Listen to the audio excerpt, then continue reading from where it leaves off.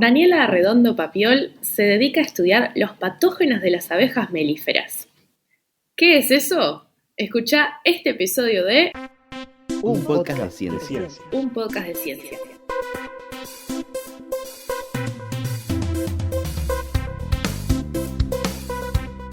Hola, gracias por escuchar un podcast de ciencia. Soy Soledad Machado, soy divulgadora científica y te hablo desde Montevideo, Uruguay.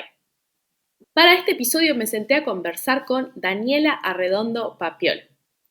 Daniela es licenciada en Ciencias Biológicas y magíster y doctora en microbiología por el PDCIVA Biología. Trabaja en el Laboratorio de Microbiología y Salud de las Abejas dentro del Departamento de Microbiología del Instituto de Investigaciones Biológicas Clemente Estable, el IIRSE. Durante su carrera académica se ha dedicado tanto al estudio de diferentes pestes y patógenos que afectan a las abejas, como a la búsqueda de métodos profilácticos para evitar o disminuir la incidencia de estas pestes y patógenos en las colonias de abejas melíferas. En los últimos años ha trabajado en conjunto con otras instituciones uruguayas, como la Facultad de Agronomía, la Facultad de Ciencias y el INIA, y con el INRAE Avignon de Francia, para encontrar qué hace que las poblaciones de abejas sobrevivan a un ácaro que se llama Varroa destructor y cuál es el viroma de estas abejas sobrevivientes.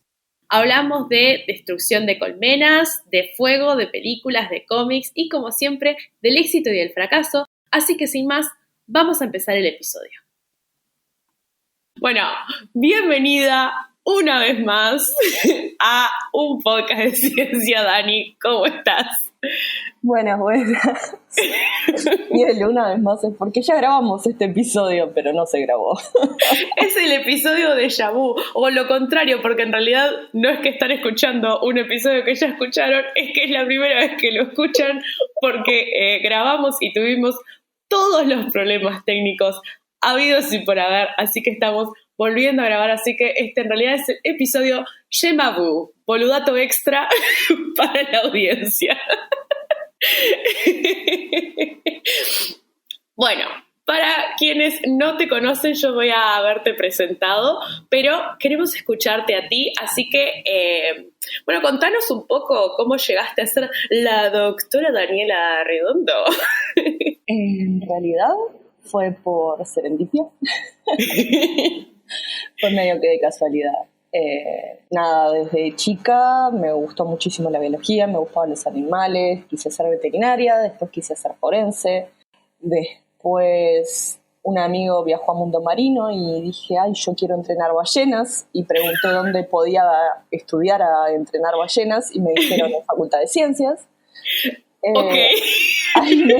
Antes de eso me di cuenta de que en realidad capaz que entrenar ballenas, pobrecita, no estaba bueno y estaba mucho mejor estudiarlas en su hábitat natural, así que entré a ciencias con la idea de ser oceanógrafa, pero soy muy mala con la física y mientras estaba cursando descubrí que mi pasión estaba en la microbiología, así que cuando tuve que buscar dónde hacer la pasantía para tener el título de licenciada, me empecé a mover por pila de lugares, tipo que hacían microbiología, y no habían lugares en donde aceptaran estudiantes, y menos con mis antecedentes, con una escolaridad baja, en realidad. No tan baja, pero bueno. Y acá Pablo Zunino, que es mi jefe actualmente, me abrió las puertas del laboratorio, me hizo una entrevista, y de casualidad, también un poco, empecé a trabajar con abejas porque mi jefa estaba precisando estudiantes, así que empecé a hacer la pasantía con ella y ahí empezó mi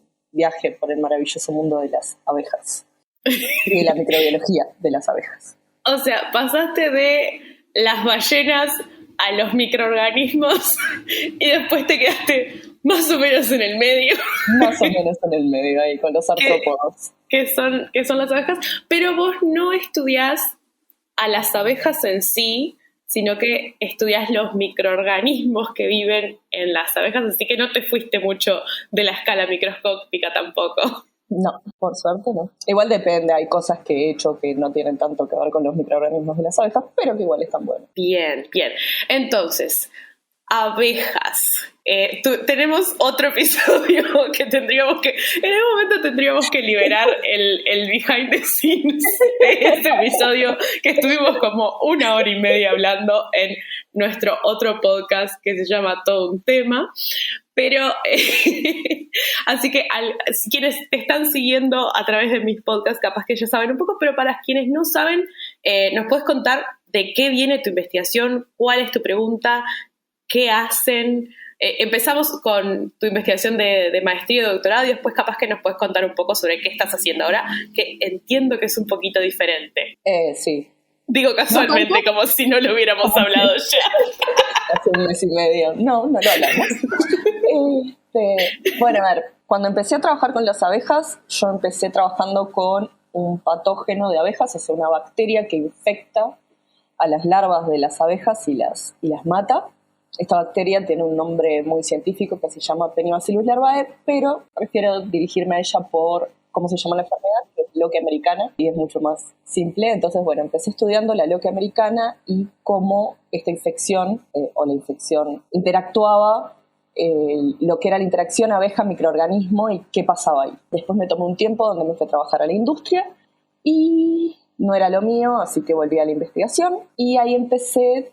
Tenía la idea de encontrar algo, o sea, perfecto, nosotros estudiamos los patógenos, pero ¿qué tal si buscamos algo en realidad que ayude a darles que ayude a las abejas? Y ahí, bueno, empezó a surgir la línea de lo que tiene que ver con los probióticos de abejas, que son bacterias benéficas que al darlas en una dosis adecuada generan un beneficio en quien la consume. O sea, es lo mismo un probiótico para abejas o para humanos o para vacas o cualquier otro organismo, en realidad funcionan de la misma forma. Vos tenés una bacteria y la administras y es benéfica, se puede considerar como un probiótico. Entonces, bueno, mi maestría y mi doctorado se centró en eso. La maestría fue principalmente la búsqueda de bacterias que tuvieran el potencial de ser benéficas. Para eso utilizamos un montón de técnicas de laboratorio, microbiología clásica, biología molecular, placas de Petri, primers, ADN, PCR, todas esas cosas que ahora todo el mundo conoce. Y bueno, y ahí obtuvimos un probiótico así como el efecto que nosotros veíamos en modelos de laboratorio, era que era capaz de disminuir la muerte ocasionada por la Loque americana en las larvas y también disminuir el número de esporas de un hongo que también infecta a las abejas, pero en este caso a las abejas adultas, que se llama Nosema cerana. Entonces, bueno, en la maestría nos quedamos con eso, modelos de laboratorio, teníamos las cepas, se los habíamos administrado, ya te digo, en el laboratorio a larvas o abejas adultas.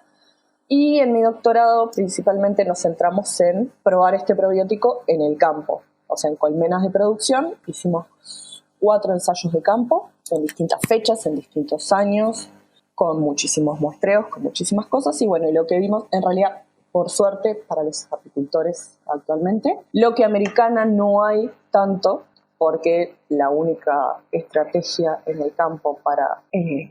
¿Lidiar? Sí, ni siquiera es lidiar la palabra en realidad, porque, bueno, lo que se hace cuando una colmena está infectada con Loque americana es prenderla a fuego, es quemarla. Entonces, por suerte, digo, para los apicultores ahora no hay Loque americana, porque si no estarían quemando muchísimas colmenas, porque es una enfermedad súper contagiosa. Por suerte no hay, así que contra ese patógeno en el campo no pudimos probarlo, pero sí vimos que era capaz de disminuir el número de esporas de Nosema cerana también en el campo. Y Nosema cerana no tanto acá en Uruguay, pero en otros países del mundo se ha visto que está muy relacionada con la pérdida de colmenas, o sea, con la muerte de la colmena. Entonces, bueno, por ese lado podría ser súper beneficioso. Y bueno, y de eso se trató básicamente mi doctorado. Hicimos otras cosas también, biología molecular, PCR. Y ainda más. Recién contabas que fue un proyecto grande que llevó muchos años, muchos sitios, mucho trabajo de investigación. ¿Nos puedes contar un poco sobre cómo se hace una cosa así? O sea, iban, tomaban muestras, ¿qué hacían? ¿Cómo sería el trabajo de laboratorio? Y cómo fue también para vos trabajar en un proyecto tan grande, con tanta gente, con tantas partes móviles, que bueno, que llevó muchísimos años. Eso me parece que está bueno. Bueno, este proyecto en realidad nació como idea entre mi jefa y yo, y bueno, y también mi jefe que participó. En este proyecto participaba el Clemente Estable, principalmente el Clemente Estable, y también la Dirección de Laboratorios Veterinarios, que pertenece al Ministerio de Ganadería, Agricultura y Pesca. Ellos, como están al tanto, o sea, ellos monitorean muchos apiarios y salas de extracción y tienen mucha llegada con los apicultores. Entonces ellos en general eran los que nos conseguían las muestras de los apiarios que nosotros analizábamos antes de ir al campo. O sea, íbamos al campo, analizábamos ese apiario que supuestamente podía tener nosema, analizábamos esas muestras y efectivamente tenían nosema, bueno, y el apicultor nos cedía el apiario, íbamos y aplicábamos nuestros tratamientos ahí. Eso sucedió en el 2014, en el 2017 y en el 2019. Entonces, bueno, fueron las 3 veces productores distintos, 2 experimentos fueron en San José, porque también es eso, nosotros necesitábamos que fueran, si bien Montevideo y los alrededores, digamos, no tienen gran densidad de colmenas, pero necesitábamos algún apiario que fuera cercano, porque para ir al campo yo llegaba al instituto y para hacer toda la cuestión, yo llegaba al instituto más o menos a las 4 de la mañana. O sea, normalmente me iba a las 7 de la tarde y volvía a las 4 de la mañana. Para las 6 de la mañana estar saliendo, o a las 5:30 estar saliendo para el campo. Eso sobre todo eran los días donde teníamos que hacer la administración del probiótico, porque bueno, requería de que yo preparara esa solución que íbamos a aplicar en el campo y trasladarnos hasta el apiario, ¿no? Entonces, bueno, esos días eran como bastante complicados, por suerte fueron 3 semanas, o sea, 3 veces consecutivas, tipo con una semana de separación, tanto en 2014 como en 2017 y 2019. Pero bueno, esa era como la parte más engorrosa. Los días que teníamos que ir a hacer muestreos, solamente muestreo no era tan grave porque, bueno, salíamos a las 6, pero yo no tenía que estar a las 4 acá. Y bueno, y lo que nosotros hicimos, el tipo de tratamiento que nosotros habíamos planificado en realidad, sabemos que para los apicultores muchas veces llegar a sus apiarios es complicado, entonces queríamos que este tratamiento pudiera ser aplicado junto con algún otro tratamiento que ellos ya estuvieran administrando. Entonces en un principio nació como para ser aplicado junto con un acaricida, que el acaricida se da una vez por semana durante 3 semanas consecutivas. Entonces, bueno, por eso ahí nació como la idea de cómo aplicarlo. Uh-huh. Antes de empezar todo el ensayo, íbamos al campo, analizábamos todo, separábamos los grupos que íbamos a necesitar de acuerdo a la presencia de los patógenos para que quedaran más o menos homogéneos, y no elegir colmenas que estuvieran muy apestadas y a esas darles el probiótico, y colmenas que no tenían nada, darles un control o un placebo, uh-huh, digamos. Entonces, bueno, analizábamos todo el apiario, separábamos en grupos, y el día que íbamos al campo la primera vez ya teníamos todas las colmenas que les poníamos etiquetitas de cuál era cada una, formularios en mano, los tratamientos, y ahí lo que hacemos era tomar en general 3 tipos de muestra. Una de abejas nodrizas, que son las más jovencitas, son las abejas que recién emergen y que están ahí por toda la colmena, alimentando a las otras y alimentando a la reina, y bueno. De nodrizas agarramos muestras vivas, que las traíamos al laboratorio para poder estudiar los virus, y también en alcohol para estudiar la presencia de Varroa destructor, que es un ácaro entomófago que es para el cual aplican los acaricidas los productores. Uh-huh. Y también tomábamos muestras de pecoreadoras en alcohol para el análisis de nosema. Las pecoreadoras son las abejas que salen de la colmena, que van a buscar el néctar, el polen, el propóleos, las resinas para fabricar el propóleos. Y bueno, principalmente esas eran las muestras que tomábamos. Las tomamos a tiempo cero, al mes y a los 3 meses de haber administrado la primera vez el probiótico. Y básicamente eso lo repetimos, ya te digo, en estos 3 años. En 2014 aparte fue en otoño y en primavera, lo que nos dio también una visión un poco más distinta. Lo que pasa es que ese año pasaron cosas con los tratamientos acaricidas y no funcionaron muy bien, perdimos muchas colmenas. Por suerte teníamos la plata, o sea, ese proyecto había nacido como un INIA SPTA, que el INIA es el Instituto Nacional de Investigación Agropecuaria, y ellos dan unos proyectos que tienen mucho dinero, o sea, conseguir un SPTA es como ganarse casi que la lotería científica. Y bueno, con ese proyecto pudimos devolverle al apicultor el costo de su colmena, pero lamentablemente esas colmenas, como habían muerto justo antes de la primavera, no fueron por más de que se las repusimos monetariamente, él no tuvo ese rédito o el rédito de esas colmenas al momento de producir miel y poder venderla. Eso, bueno. Eso es una cuestión interesante porque cuando trabajás en biología, trabajás con productores, los resultados de la investigación probablemente beneficien a todos los productores en el largo plazo, pero en el momento es bastante jugado, si se quiere, poner las colmenas a disposición de una investigación que no sabés qué va a dar, qué va a pasar. Eso ¿cómo lo vivieron? Porque debe ser bastante difícil estar, no jugando, pero estar influyendo en el trabajo de otra persona es impactante. Bueno, ese año, en 2014, 2014 no, en 2015, perdón, en 2015, 2017 y 2019, fueron siempre en años impares. En realidad, justo el apicultor que nos había cedido sus colmenas en 2015, que es Manuel Escarcela, lo amamos fuerte, él ya tenía un historial de colaborar con las investigaciones que se hacían acá y la verdad se lo tomó súper bien, fue como, bueno, podía pasar también que se me triplicara la producción de miel en las colmenas que estaban, o sea, nada, es una inversión, como quien dice. En otras circunstancias y en otros ensayos había conseguido eliminar o erradicar enfermedades de su apiario, cediéndolos a la investigación, o sea que en realidad, bueno, siempre... Las colmenas que quedaron bien, pero bueno, muchas se nos murieron. No, en realidad el problema ahí es que justamente, a ver, como científicos quisimos hacer varios grupos y había un grupo control que no recibía tratamiento para nada, y que acaricida para nada. O sea, ni acaricida, ni probiótico, ni nada. Que lo dejaban a su ser. Que lo dejábamos natural. Natural, lo que puede ser una colmena en una caja natural, ¿no?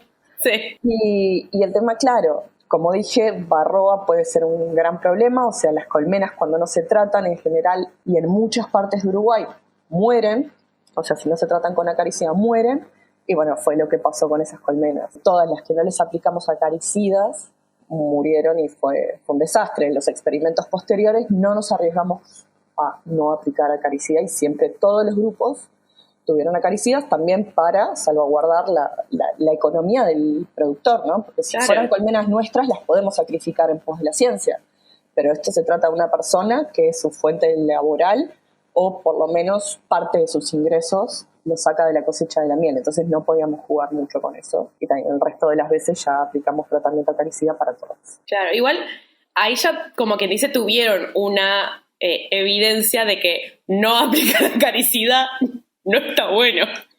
Sí, bueno, también depende mucho de la zona y eso viene de la mano con otra investigación que estamos haciendo actualmente. Ahí y es que se ha visto que hay abejas que son resistentes naturalmente a la parasitación con varroa destructor. O sea, conviven con este ácaro, que si pueden búsquenlo, es bien feito, es como una garrapata que se les prende a las abejas y les consume los cuerpos grasos, ahora lo puedo decir bien. Nunca lo dijiste mal, no sé de qué estás hablando, jamás.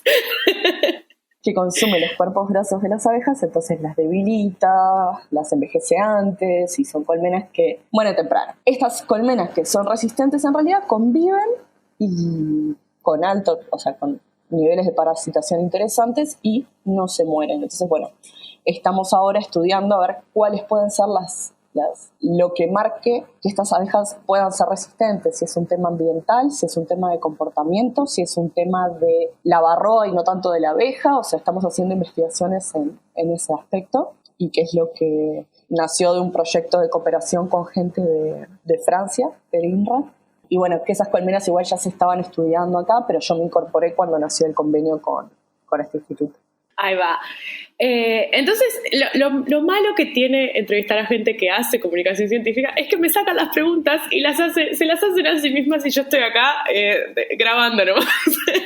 Pero bueno, sí, la siguiente pregunta era, obviamente, en realidad te quería hacer una pregunta antes, y es ¿cómo se aplican los tratamientos? Porque no me termino de imaginar si es que, no sé, las bañan, les tiran un spray, les dan una mamadera chiquita con Yakult para abejas. ¿Cómo es la movida?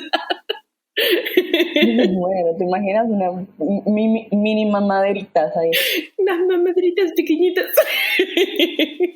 Bueno, parte de plantearse generar un producto era el cómo lo administramos, y el probiótico lo probamos de dos formas distintas. O sea, probamos a administrarlo de dos formas distintas. Uno que fue solo por asperjado, que viene a ser como bañarlas, es como cuando les tirábamos en todos los cuadros, tipo lo asperjábamos con una cierta cantidad. Eso fue en 2015, después en 2017 y 2019 en realidad. Ahí les pusimos en un alimentador que vendría a ser como un cajoncito que se pone, que tiene el tamaño de 1 o 2 cuadros, y eso es de plástico, entonces lo podés rellenar con cosas, y ahí le poníamos el jarabe que tenía el probiótico, y también se lo asperjábamos, igual que en 2015, con jarabe que tenía el probiótico. O sea, en 2015 fue solo jarabe con el probiótico por asperjado, 2017 y 2019 en alimentador y también por asperjado, como para que tengan. Y después lo que cambiamos fue la cantidad que le dábamos. En 2017 fueron 200 mililitros y en 2019 fueron 500. Pero eso de acuerdo a la población que tenía, por ejemplo, se lo comían en una tarde, un día como mucho. Digo, se lo comían o lo guardaban en las celdas de miel, o sea que quedaba ahí en la colmena. Ahí va. Entonces, ahora están trabajando más que nada en el proyecto de ¿Barroba o Barroa? Barroa. Barroa Destructor, o sea, ese nombre de película de ciencia ficción. Es que yo el ataque de las barroas lo revería. Re que sí, porque además puedes hacer como, dependiendo obvio de los resultados que tengan, si encuentran que es una cuestión más de la barroa, puedes hacerlo medio romántico y todo, que hay ciertas barroas que dicen, mira, yo no, te hacen la de Edward Cullen. El amor platónico. Claro. Ahí con las abejas. Quiero tus cuerpos grasos. Quiero tus cuerpos grasos, pero te quiero a ti. Ese no sería el ataque de la barroa destructor, sería más bien. Eso sería el novio celoso, ¿viste? Tipo, ¿cómo que estás enamorada de una abeja?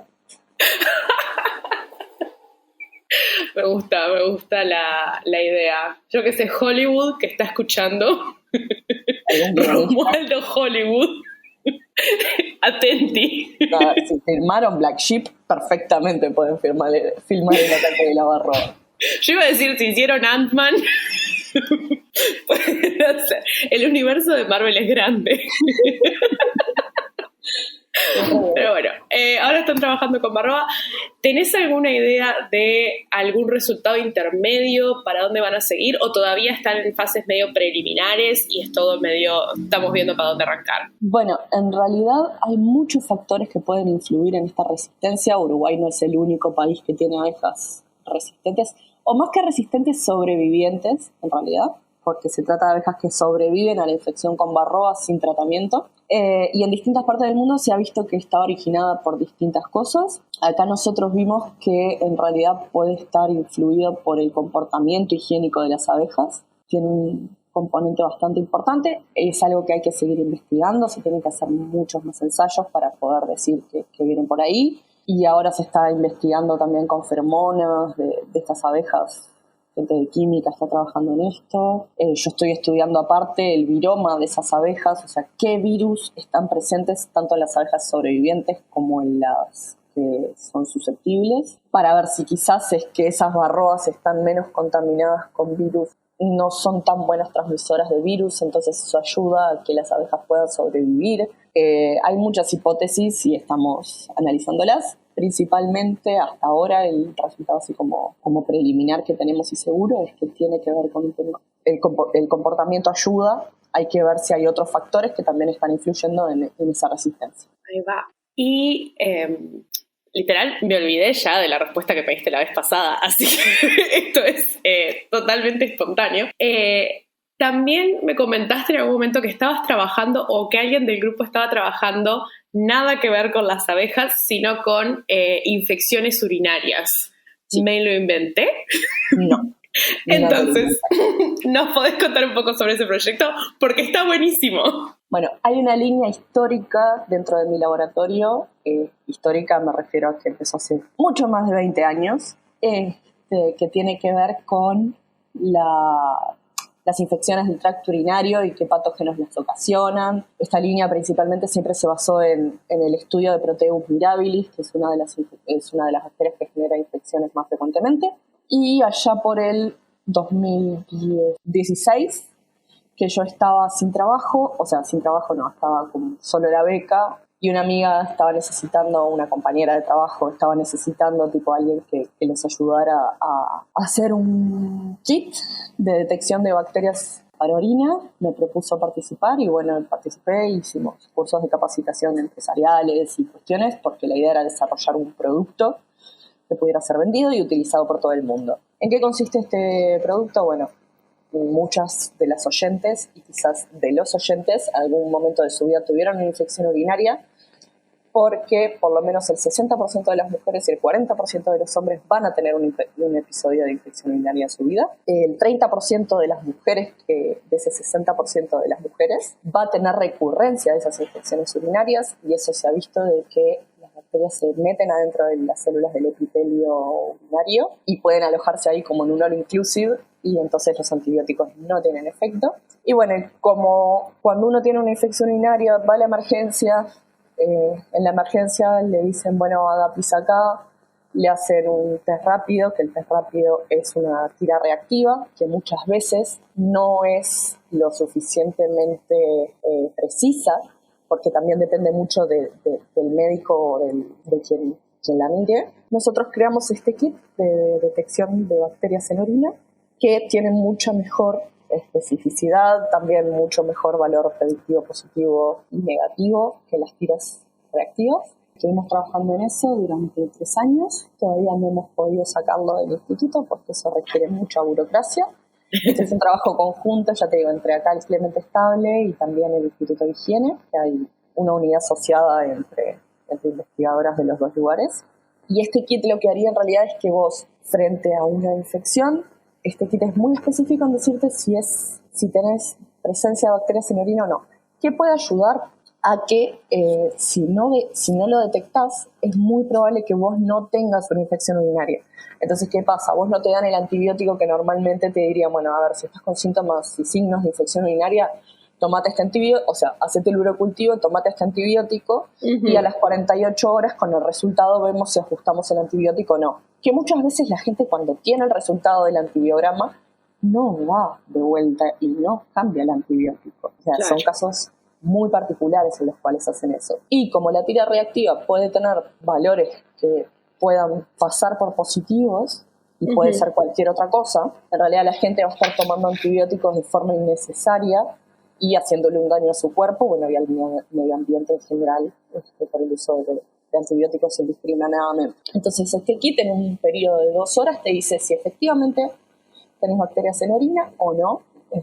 Si hay carga bacteriana y es muy alta, a los 20 minutos ya sabes que tenés infección urinaria y vaya a tomarse el antibiótico y vuelva a las 48 horas que le vamos a cambiar el antibiótico. Pero bueno, y ahora esta compañera también está trabajando haciendo, yo en esa parte no estoy participando, ella está haciendo un kit todavía más específico. Ellos, como tienen larga trayectoria estudiando las infecciones urinarias, están haciendo un kit que detecta las bacterias más frecuentes. Entonces ahí también estarías como teniendo ya de antemano el resultado de qué antibiótico vos, no de qué antibiótico, pero sí hacia qué antibiótico podés apuntar el tratamiento. Ahí va, eso de todas formas, el antibiograma el urocultivo se tiene que hacer porque esa bacteria puede ser resistente a ese antibiótico y vos tenés que poder saberlo y ajustarlo, pero ya te vas con un tratamiento, es como apuntar mejor, es como si vos estuvieras intentando tirar un dardo tipo a 10.000 metros de distancia o a 10 metros de distancia, que ya lo ves, ya sabes a dónde vas. Entonces, bueno, ellas están trabajando ahora con eso y están teniendo re lindos resultados. ¡Qué genial! ¡Qué genial! Sí. Todo en pos de minimizar las horas que uno pasa en la emergencia esperando su frasquito de orina y que le digan tomate este antibiótico. Sí, con jugo de arándanos.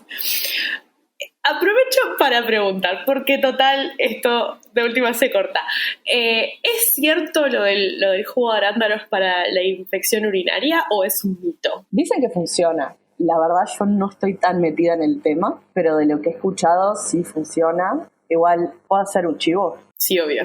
Bueno, no voy a hacer chivo, voy a decir que hay jabones con probióticos que sirven muchísimo, o sea, no solo para lo que tiene que ver con las vaginosis y cuestiones de esas, sino también para las infecciones del tracto urinario. El uso frecuente de esos jabones puede ayudar a disminuir la repetición de los episodios, digamos. Bien, y no hubo que hacer chivo. ¿Viste? Comprobado empíricamente, o sea, cada persona que me ha dicho que tiene recurrencia y le recomiendo el jabón que uso yo, tiene suerte y no le vuelven, así que... Éxito, lo escucharon acá primero. Primicia. Bien, y ya hablamos de tus investigaciones, de este proyecto que para mí está buenísimo y estoy a la espera de que se haga público. Pero hay uno de tus proyectos que es mi favorito, del que hablamos siempre, del que soy súper fan, no es solamente tuyo, pero sos parte importante. Entonces me gustaría que nos cuentes sobre el glorioso Comic Bacterias. Bueno, Comic Bacterias, acá siempre apasionada de la comunicación científica, Comic Bacterias nació como un cómic sobre bacterias, aunque no lo crean.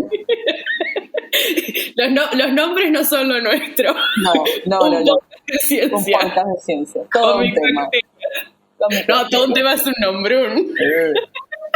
Bueno, nosotros acá en el instituto, y por tradición que viene de hace 95 años atrás, cuando nació don Clemente Estable, bueno, el instituto se caracteriza por su comunicación con el mundo exterior no científico, y sobre todo por traer niños a visitas escolares, no al estilo Michael Jackson, sino que les mostramos las investigaciones que nosotros hacemos, hablamos con ellos, les contamos, bueno, en todos los laboratorios, les contamos lo que hacemos y hacemos experimentos con ellos para incentivar esa cultura científica, ¿no? Y lo que nos dimos cuenta es que muchos niños no tenían ni idea de que las levaduras, por ejemplo, eran un microorganismo, o de que no todas las bacterias eran malas. Bueno, un montón de cosas que empezamos a darnos cuenta de que tenían muy mala fama las pobres. O sea, yo creo que ahí hay un spray que elimina el 99,9% de virus y bacterias que les da muy mala fama y que las muestran siempre como malas. Entonces nos sentimos en la necesidad también de vamos a darles tipo para adelante a las bacterias, que no todas son malas, que aunque sean malas, capaz que no son malas porque quieren, no piensan, no intentan hacerte daño. Y bueno, ahí nació el proyecto de Comic Bacterias, que iba a ser un libro de texto. Por suerte después conocimos los cómics que generaba la gente de bandas educativas y fue onda, vamos a hacer un cómic que va a tener mucho más didáctica que un libro de texto. Y bueno, y allá nació Bacterias, la historia más pequeña jamás contada, por el 2017, 2018, por ahí, empezó a gestarse. Salió publicado en 2018 y bueno, ya ganamos varios premios, ganamos el premio Morosoli, que es como el Oscar de Uruguay. Después ganamos en 2 ediciones el premio West al mejor cómic uruguayo. Ese lo ganó Bacterias, la historia más pequeña jamás contada, y también el de Coco y Fran contra el coronavirus. Y bueno, esos son 2 de nuestros libros. Después está Vacunas, que ese fue un libro un cómic que en realidad había nacido en el 2019. O sea, su gestación empezó en 2019 porque vimos que había una gran necesidad también de informar y de comunicar de que las vacunas funcionan, de que es seguro, de cómo se fabrican, y bueno, nos vino al pelo porque aparte salió en 2021. Pero ya estaba el proyecto salió en 2020, en realidad nosotros lo presentamos en 2019, salió en 2020 y el cómic salió en diciembre de 2021 publicado, y se repartió por todos los centros de vacunación a los que pudimos acceder, o sea, imprimimos 10.000 ejemplares y fueron repartidos de forma gratuita para todos lados. Y bueno, que ese libro de vacunas nos vino al pelo con todo el tema de la pandemia, que si bien hay mucha gente que sigue pensando que no sirve para nada, yo no estoy de acuerdo, estoy en este momento dentro de la oficina sin tapabocas, así que creo que las vacunas funcionan. Y bueno, y ahora se está gestando y están haciendo uno que había nacido incluso antes que estos. Primicia. Antes que Coco y Fran y antes que Vacunas. que es Son Virus. Está a punto de ser mandado a la imprenta y esperamos poder tenerlo impreso para el 1 de octubre, que es el Día del Patrimonio. ¡Ah, qué divino! Me voy a perder el lanzamiento porque voy a estar trabajando como todos los días del patrimonio desde hace años. ¡Oh, diantres! Igual esta vez en realidad, como es con fondos propios que se financió, no se va a regalar, se van a sortear 10 ejemplares y después la gente si no lo puede comprar. Qué bueno. Pero bueno, porque siempre nos gusta tipo regalarlos. O sea, es como que la idea de Comicbacterias es que la información llegue a todo el mundo. Tenemos cosas impresas, pero está todo libre y gratuito en nuestra página web, que es comicbacterias.com, para descargar e imprimir en la comodidad del hogar. Siempre, obvio, se agradece la colaboración si quieren comprar, pero es eso. Nosotros, nuestra principal meta no es lucrar con esto, sino poder cuidar y enaltecer a los microorganismos, las vacunas y bueno, la microbiología en general. Es un proyecto también que nos ha ayudado a hacer divulgación de proyectos de otros investigadores que también trabajan con microorganismos. Los publicamos en la revista de la Sociedad Española de Microbiología. O sea, es como que a muchísima gente le cuelga, y no es solo para niños. O sea, hemos tenido talleres con gente de primero o segundo año de facultad que estudian, o sea, entre comillas, de estos cómics. Es como, bueno, a ver, no tenés ni idea de lo que son los microorganismos, empieza por ahí y después seguí con los libros de texto un poco más pesados. Con los libros sin dibujitos. Sí. O con menos dibujitos, porque los libros de ciencia ahora son muy de dibujito. Ahora viene con más dibujitos. El tema es cuando uno leía de los libros que no estaba tanto el PDF. Bueno, no existía el PDF cuando yo estudiaba y era la fotocopia en blanco y negro y decías, ay, ¿por qué dicen rojo? No me sirve, no sé cuál es el rojo. Y todavía después en el examen te decían, dibuje la hoja beta del coso que no sé qué. Era como, ¿cuál era? ¿Cuál era? ¿La de arriba, la de abajo, la del costado? Ay, no sé, era roja, pero yo no la veía roja. Sí, bueno, eso también mal la accesibilidad de los libros viejos, porque no todo el mundo necesariamente ve el rojo. Tendría que indicarlo de alguna manera. Pero bueno, ya hace un buen rato que venimos hablando de tus múltiples proyectos, pero el tiempo es tirano y llegó la hora de pasar a la única y mejor sección de este podcast, que es esta exploración del éxito y el fracaso, que estamos, o sea, nunca habíamos grabado antes esto por primera vez. Me había olvidado. Me había salido horrible la vez pasada y me va a salir espantoso también esta. Fracasá de nuevo, fracasá mejor. Samuel Beckett.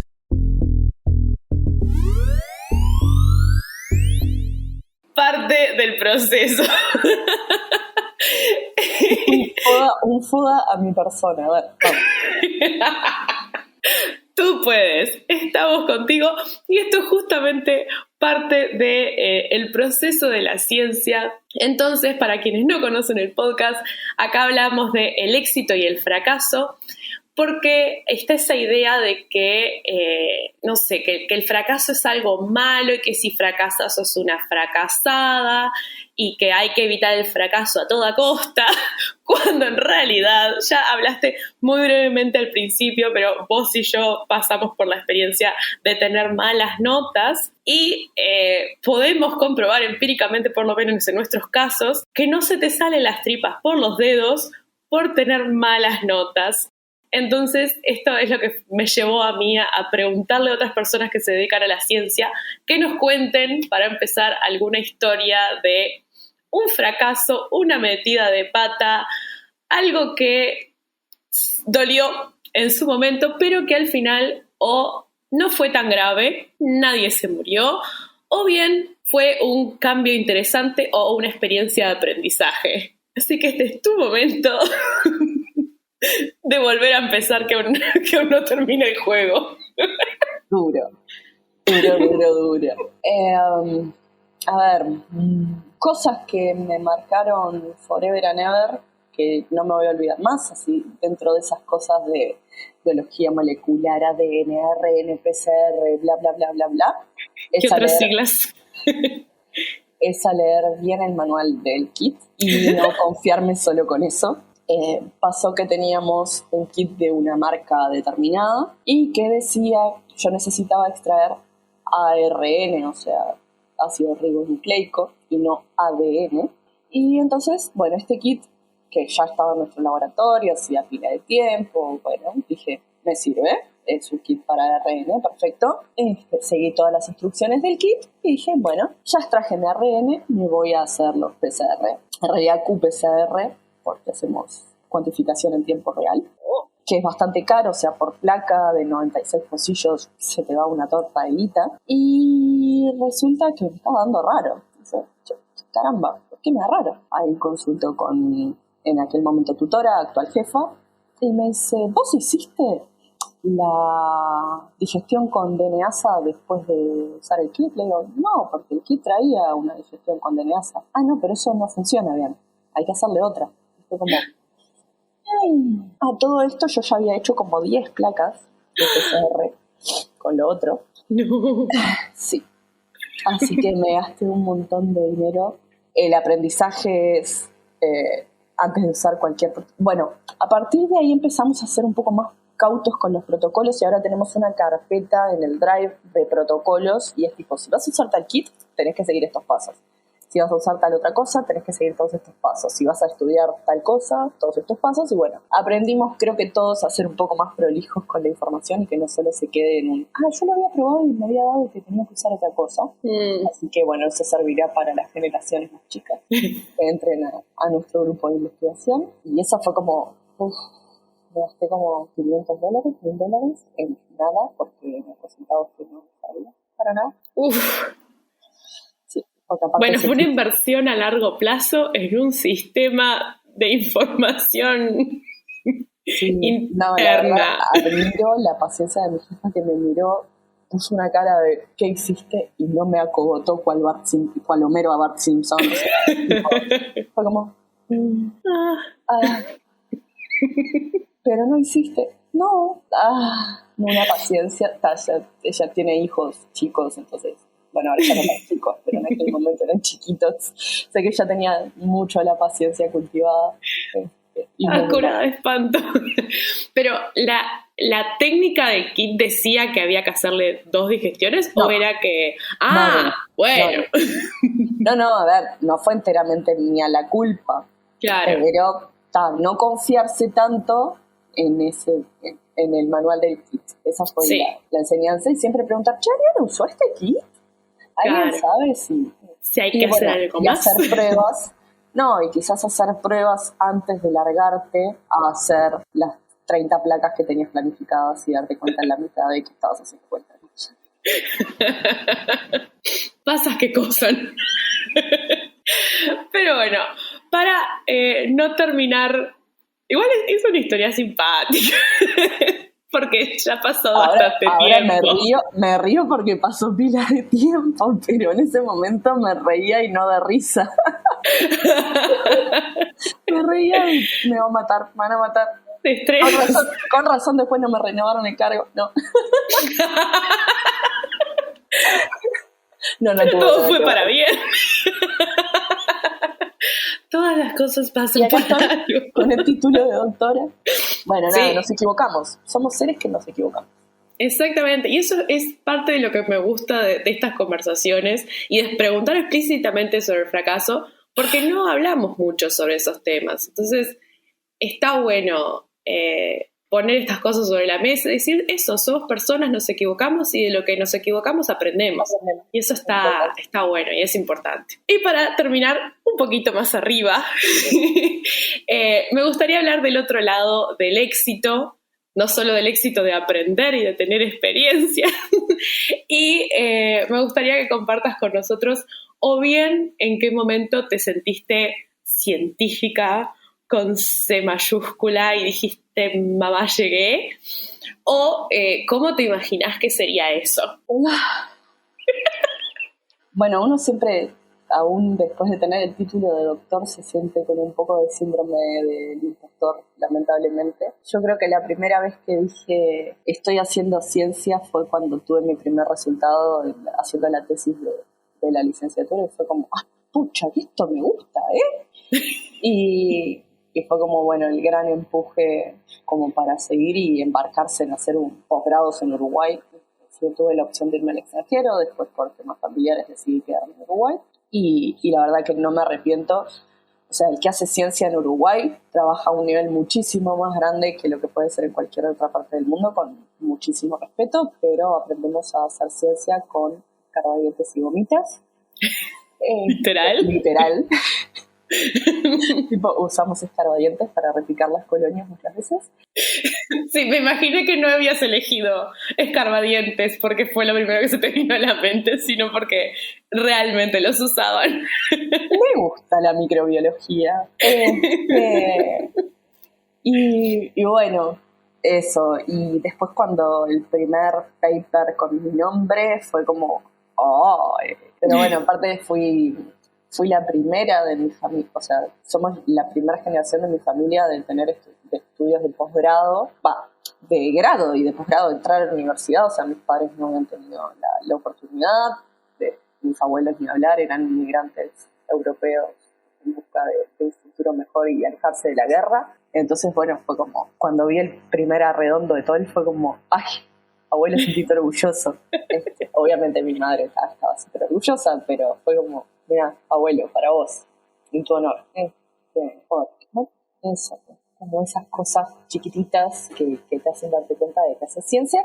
Si bien siempre te sentís como re impostor y dudas todo el tiempo de las cosas, bueno, también después tuve mi primer proyecto propio, que fue de los virus de las colmenas resistentes, y eso, bueno, son como pequeñas cosas que te hacen darte cuenta, lo mismo que entrar al SNI, es como, ay, soy investigadora, está, o al PDCIO, es como dejé de ser estudiante y ahora soy un investigador. Igual me parece que aún haciendo la licenciatura, o sea, la tesis de grado, capaz que no tanto, pero en cualquier posgrado me parece que ya somos investigadores, porque por más que te guíen en el proceso muchas veces, hay otras que uno se tiene que resolver solo y hace las cosas por su cuenta, y después el tutor es una figura que está ahí pero que no están de ayuda hasta el momento de las correcciones, evaluaciones o de apurarte en tener que defender. Entonces me parece que ya cuando estamos haciendo el posgrado somos investigadores y tendríamos que recordar eso años después de habernos recibido, que aún los estudiantes de posgrado son investigadores.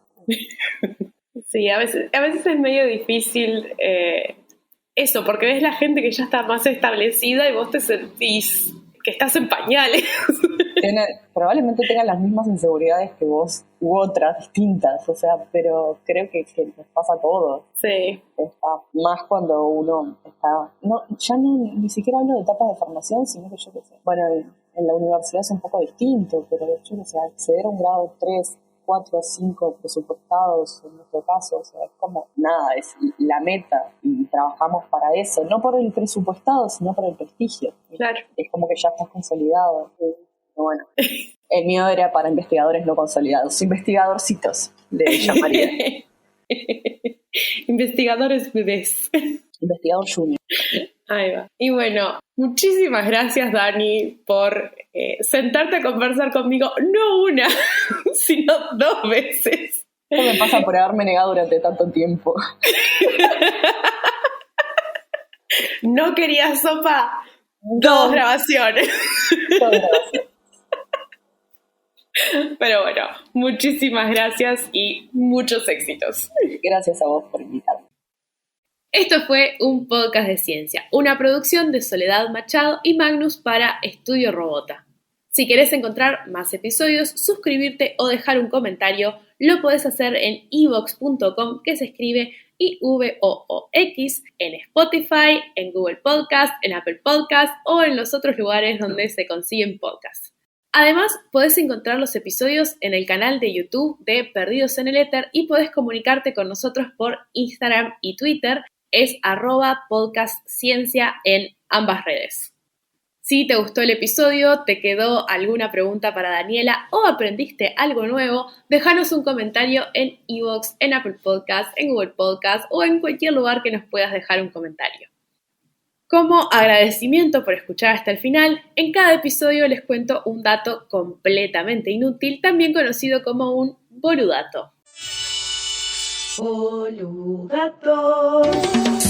El boludato de hoy es que las cebras son negras con rayas blancas y no blancas con rayas negras.